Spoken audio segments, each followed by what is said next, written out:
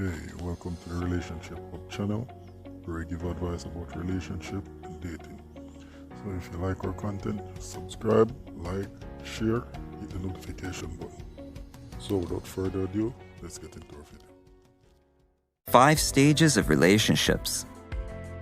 Falling in love is something that just about everybody goes through in their lifetime, even if it's only once.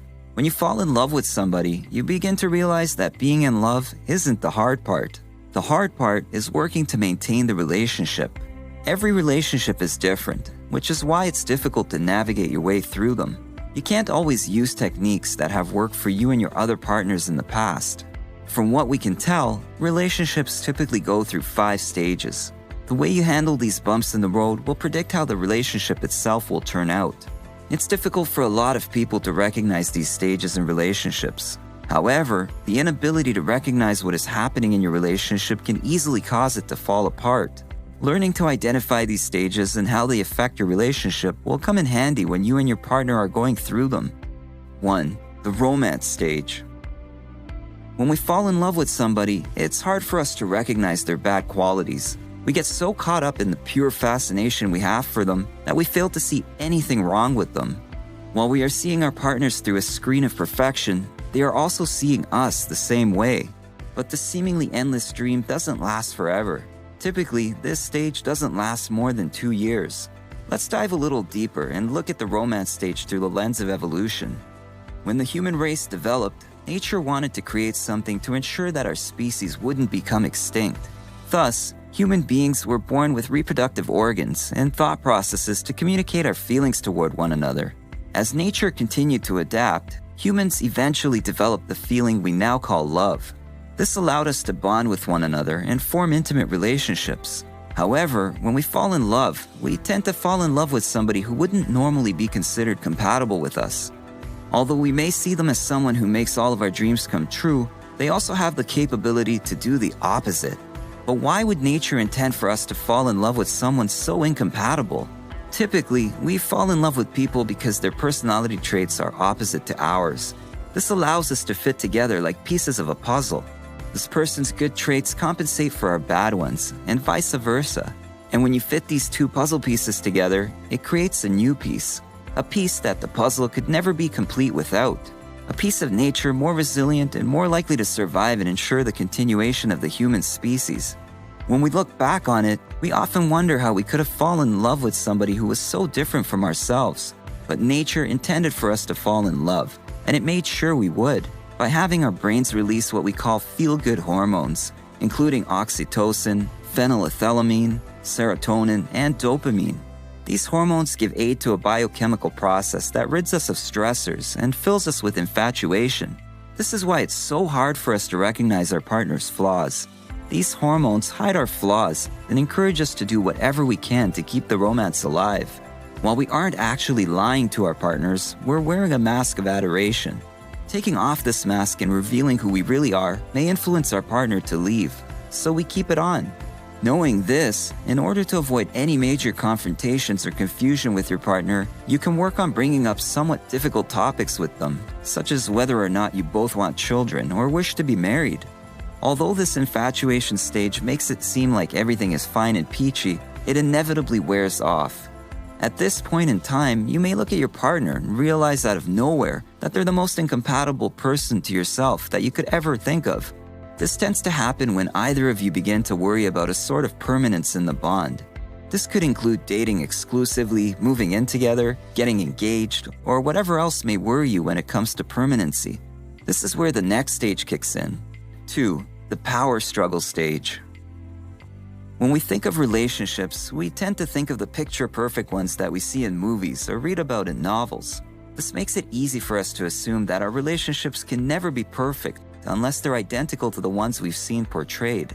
This stage causes a lot of tension and pain between partners due to the fact that the peachy keen love you once had has disintegrated before your eyes. We sometimes replace these missing emotions with anger, which leads to more problems in itself. We stop focusing on what used to make our partners seem so perfect, and we begin to recognize only what makes them seem almost repulsive to us. When couples go through this stage in their relationship, one of them will usually become withdrawn. They feel betrayed because their partner has turned into a completely different person from the one they originally fell in love with. When one partner does this, the other will pursue them by demanding attention, all the while feeling afraid of being emotionally abandoned. While this stage is usually very difficult for most couples, it also presents the chance to look into yourself and reestablish your independence in the relationship. Sometimes this stage takes a toll on people, and they begin thinking that all of their effort was just a waste, and it would take too much work to rebuild what they once had. This is when couples tend to split apart in order to search for somebody who they think would be more suitable for them. This is also why most divorces happen during this stage. 3. The stability stage. If you and your partner learn to confront each other respectively about your issues and recognize your own issues as well, you move on to this stage. After getting through the bumps in the road, you and your partner fall into a deeper and more thrilling love than ever before. Although you may have wanted to at first, you now realize that you cannot change your partner, and you have no wish to try anymore. You see them for everything that they are, the good and the bad, and you're willing to accept it. Although most individuals would want to plant themselves into the stage of a relationship, doing so can make it easy for them to become bored. After a while, you may begin to realize that the thrill of being in love is wandering away, and you need something special to keep it alive. Partners typically resolve these issues by creating shared experiences and maintaining the feeling of adventure in their relationship. 4. The commitment stage. When it comes to relationships, people often associate commitment with marriage, even though that's not typically what this stage is supposed to represent.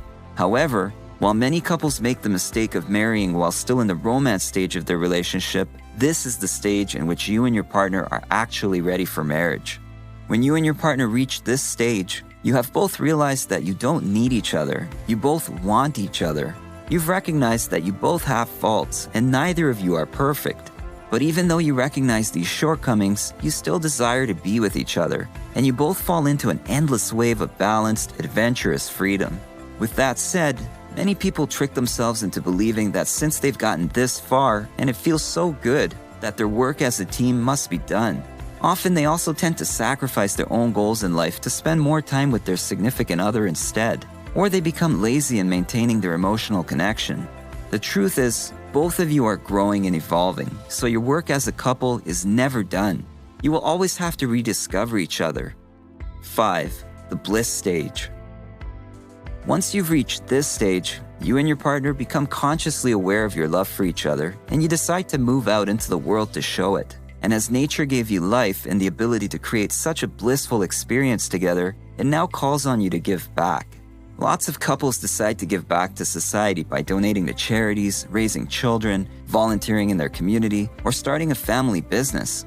But remember, if you and your partner have been together for a long time, you must be sure to continue nurturing your relationships so problems don't arise.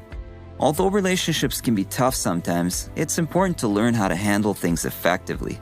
Falling in love isn't something that occurs all the time, and when you begin to recognize the stages in your relationship, it becomes easier to deal with them properly. Remember that it's natural to lose certain feelings for people at times, and not everything lasts forever, but that doesn't mean you have to regret it. All in all, putting in the time and effort to nurture your relationship will pay off in unimaginable ways. What do you think? If you're in a relationship, which stage are you in right now? And what do you find the most challenging about that stage? Let us know in the comments below. If you enjoyed this video, give it a thumbs up and share with your friends so we can keep making them. For more videos like this, hit the subscribe button and remember to click on the notification bell so you get notified when we post a new video. Thanks for watching.